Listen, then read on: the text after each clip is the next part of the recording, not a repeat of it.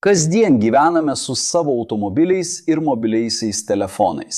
Ir šiandien beveik neįmanoma gyventi be jų. Automobiliai yra atsakingi už tai, kad galėtume greičiau nuvykti į tolimas vietas, o mobilieji telefonai tapo beveik mūsų kūno dalimi. Tačiau yra elementas, kuris naudojamas tiek automobiliuose, tiek mūsų naudojamoje elektronikoje. Šiandien papasakosiu, kas yra paladis ir kodėl jis yra labai svarbus automobiliams ir elektronikai.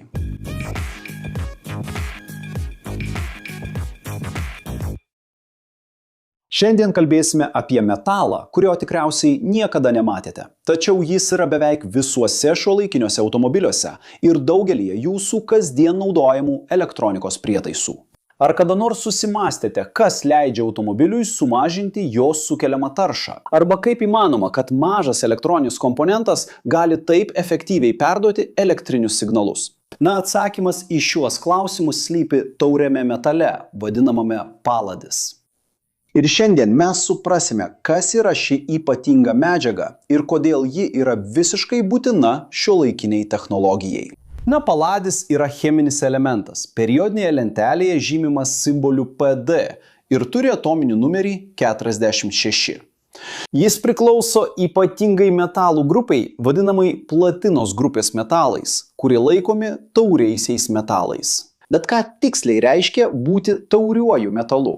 Taurieji metalai yra tie, kurie pasižymi ypatingu atsparumu korozijai ir oksidacijai. Tai reiškia, kad jie nerūdyja ir nesuyra lengvai, kai yra veikiami oro ar drėgmės. Paladis pasižymi sidabriškai balta spalva ir yra vienas universaliausių mums žinomų metalų. Bet ar žinote, kodėl jis yra toks ypatingas palyginti su kitais metalais? Atsakymas slypi nepaprastoje paladžio cheminėje savybėje. Jo gebėjime veikti kaip katalizatorius.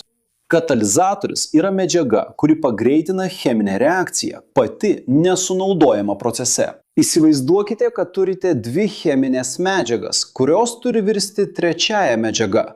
Tačiau ši transformacija natūraliai vyksta labai lėtai arba sunkiai. Būtent čia paladis ima veikti. Kai yra paladžio, jis sugeba palengvinti šią reakciją, todėl ji vyksta daug greičiau ir efektyviau. Bet kaip tiksliai paladis sugeba tai padaryti? Katalizinė paladžio savybė veikia todėl, kad jis sugeba absorbuoti dujas ir molekulės savo paviršiuje, sukuriant tobulą aplinką cheminėms reakcijoms vykti. Šis gebėjimas yra toks veiksmingas, kad smulkiai padalintas paladis laikomas vienu geriausių katalizatorių vandenilinimo ir dehidrinimo reakcijoms. Bet kas tai yra? Vandenilinimo metu vandenilio atomai pridedami prie molekulės, dažniausiai paverčiant nesočiuosius junginius, tuos, kurie turi dvigubus arba trigubus ryšius tarp anglies atomų, į sočiuosius junginius, kurie turi tik viengubus ryšius. Praktiškas pavyzdys, kurį jūs gerai žinote, yra augalinio aliejaus pavertimas margarinu. Skystas aliejus pereina vandenilinimo procesą, kurio metu vandenilio atomai pridedami prie jo molekulių, todėl kambario temperatūroje jis tampa kietas arba pusiau kietas. Tuo tarpu dehidrinimas yra atvirkštinis procesas, kai vandenilio atomai pašalinami iš molekulių, sukuriant dvigubus arba trigubus ryšius ir paverčiant sočiuosius junginius nesočiaisiais. Šie procesai yra itin svarbus chemijos pramonėje ir įvairių medžiagų gamyboje, nuo kuro iki plastikų ir farmacijos produktų. Bet koks yra svarbiausias šios savybės pritaikymas realiame pasaulyje? Atsakymas slypi automobilių katalizatoriuose ir būtent čia paladis tampa visiškai būtinas šiuolaikiniam gyvenimui. Kai vairuojate automobilį su vidaus degimo varikliu, kuras sudega jo viduje, o variklis paverčia energiją, kad pajudintų transporto priemonę. Tačiau šis degimas nėra tobulas, todėl variklis išskiria teršiančias dujas, tokias kaip anglies monoksidas ir nesudegę angliavandeniliai. Šios dujos yra itin kenksmingos aplinkai ir žmogaus sveikatai. Bet kaip galima sumažinti šią taršą? Čia ir pasitelkiamas katalizatorius. Įrenginys montuojamas automobilio išmetimo sistemoje, kuriame paladis yra vienas iš pagrindinių jo komponentų. Kai karštos išmetamosios dujos praeina pro katalizatorių, paladis veikia kaip katalizatorius, paversdamas anglies monoksidą anglies dioksidu, o angliavandenilius vandeniu ir anglies dioksidu. Dabar galite įsivaizduoti, kokį poveikį aplinkai tai turi. Be paladžio šiuolaikiniai automobiliai negalėtų taip efektyviai mažinti taršos. Tačiau paladžio svarba neapsiriboja tik automobiliais. Jis taip pat yra visiškai būtinas elektronikos pramonėje. Ar žinote kodėl? Elektronikos prietaisai veikia naudodami elektrinius signalus, kurie turi pereiti iš vieno komponento į kitą per elektrinius kontaktus. Šie kontaktai turi būti itin patikimi ir negali būti paveikti korozijos, nes bet koks pažeidimas pakenktų įrenginio veikimui. Ir būtent čia paladis sužiba.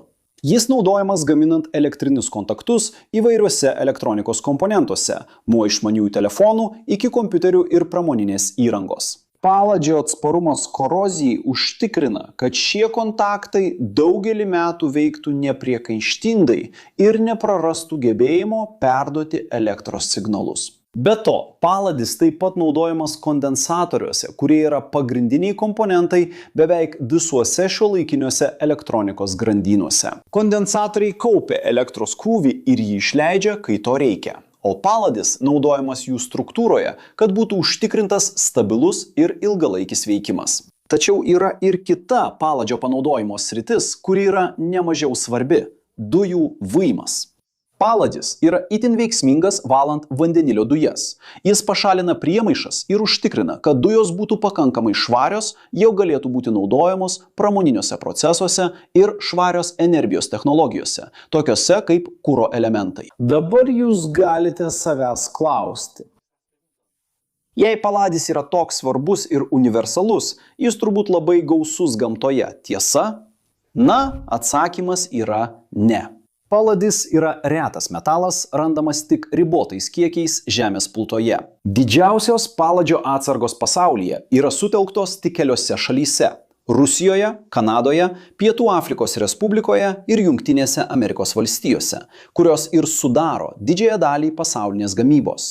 Rusija yra ypač svarbi šiame kontekste, nes turi didžiausias žinomas paladžio atsargas ir išgauna šį metalą daugiausia kaip šalutinį nikelio gavybos produktą. Todėl gamtoje jis nerandamas gryna forma, o tik tam tikrose rūdose. O jo išgavimas yra sudėtingas ir gana brangus procesas. Šie telkiniai susidaro per sudėtingus geologinius procesus, trunkančius milijonus metų. O paladžio išgavimas reikalauja sudėtingų kasybos ir cheminio apdorojimo technologijų, kad metalas būtų atskirtas nuo rūdų. Dėl šių atsargų geografinės koncentracijos vos keliose šalyse paladis tampa ne tik ekonomiškai vertingų ištekliumi, bet ir strateginė medžiaga, kurios prieinamumas gali daryti įtaką pasaulinėms politinėms ir ekonominėms sprendimams. Ypač atsižvelgiant į jo itin svarbią reikšmę pasauliniai automobilių ir elektronikos pramoniai. Jūsų nuomonė mums labai svarbi, todėl jei jums patiko šis vaizdo įrašas, užsiprenumeruokite kanalą, jei dar nesate prenumeratorius, paspauskite patinka ir įjunkite pranešimų varpelį. O jei norite mums padėti kurti šį ir daugelį kitų turinių šioje platformoje, apsvarstykite galimybę tapti nariu ir pavaišinti mus kava ir sūrio bandelėmis ir būkite paminėti mūsų vaizdo įrašuose. Jei norite tobulėti profesinėje srityje arba įgyti naujų techninių įgūdžių, nuskanuokite QR kodą arba paspauskite nuorodą aprašyme ir atraskite puslapį su visais mūsų rekomenduojamais kursais. Ar jau žinojote, kad toks svarbus ir universalus metalas yra jūsų automobilyje ir elektronikoje? Ar kada nors susimastėte, kokį poveikį paladžio trūkumas turėtų šiuolaikiniai technologijai ir oro kokybei, kuriuo kvėpuojame? Parašykite komentaruose, man įdomu sužinoti. Čia šone yra 2 įdomus vaizdo įrašai, kuriuos turėtumėte pažiūrėti, kad praplėstumėte savo žinias ir patenkintumėte smalsumą. Norite mus paremti? Paspauskite patinka, užsiprenumeruokite kanalą, įjunkite varpelį ir apsvarstykite galimybę tapti kanalo nariu. Štai taip, inžinerijos mėgėjai, siunčiu didelį apkabinimą ir iki pasimatymo kitame vaizdo įraše.